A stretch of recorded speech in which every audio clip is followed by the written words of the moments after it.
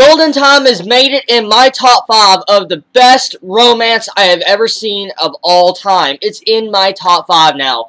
Incredibly unbelievable. You're probably wondering, like, okay, how this episode actually managed to do something like that. There's really a lot of reasons for it. It's unbelievable the way they dealt with the actual drama in this episode. It was something I didn't get to see a lot in other anime. It was so mature. This episode actually had a really mature take on romance. I mean, when I usually see a romance drama type love triangle bullcrap going on in each romance anime, you expect to see the two major, like, female role characters that most likely want to get with the main character get in a little spat and fight, start arguing, and then either the main male character will get mad at the girl he's currently dating, break up with her, go for the other girl, and then eventually he'll go back to the girl he was originally with. But they take it in a completely different way in this episode of Golden Time. I mean, it was just so much more mature. Coco, her character and personality, as we can see from this episode, she has progressed as a character.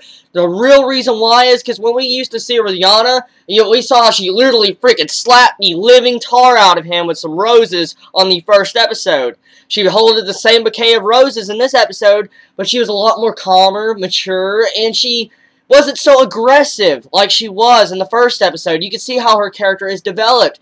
And as you can see, she clearly loves Tada. She really loves him quite a bit to be able to be that mature about it. Now, I guess my guess and type of prediction I had a couple episodes back with the photo between the books in Tada's room with Linda and him, I was correct. I am going to tell you right now, I swear to you, Coco found the picture, grabbed it, and that's why she was all depressed last episode and saying she was sick. She really wasn't sick. It was because she was so upset, so sad, because basically she found out that Tada either had a current relationship going on with Linda, or she found out that he used to actually be going out with her or something back in the past. And so since Coco probably figured that out, she got upset and thought she didn't have a chance against Linda.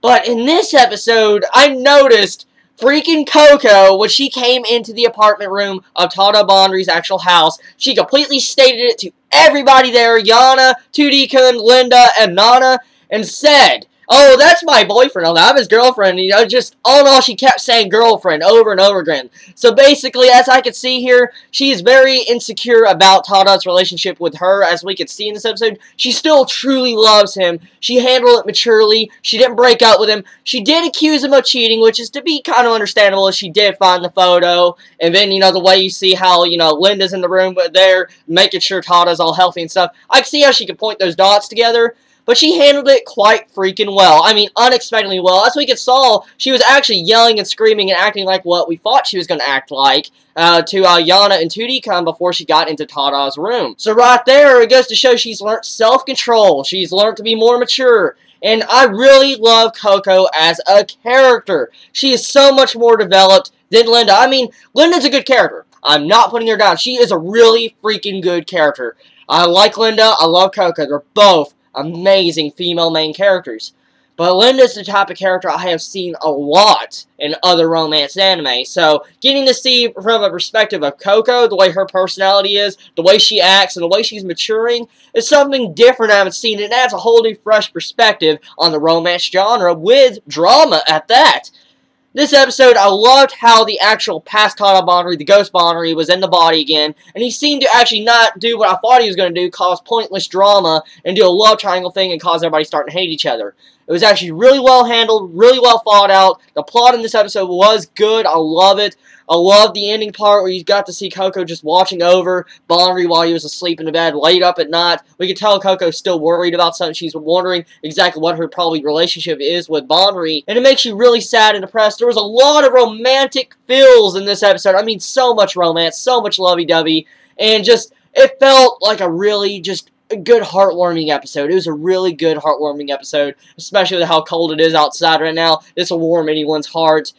Golden Time is such an amazing series. I love this series. Each episode gets better and better. The way they're developing their series is just something so unexpected and so new to me. Well, everybody, this is going to be the end of my anime review on Golden Time this week. Tell me what you think about this episode. Did you enjoy the way the drama was actually handled in this episode? Do you enjoy Coco as a character, or do you enjoy Linda as a character? Who do you want Todd Albonri to end up with? Who do you want to ship him with? Please let me know in the comments below. I am curious to find out all the opinions. Who kind of fans are all of you? Are you like Coco fans, or are you Linda fans? Now, like I said, I have nothing against both characters. They're both great characters, but I would go with Coco. Well, everybody, this is going to be the end. You all have a wonderful day or night wherever you live. Please stay safe. And if you enjoyed my video content, please subscribe to my channel. It means so much to me. Chibi out.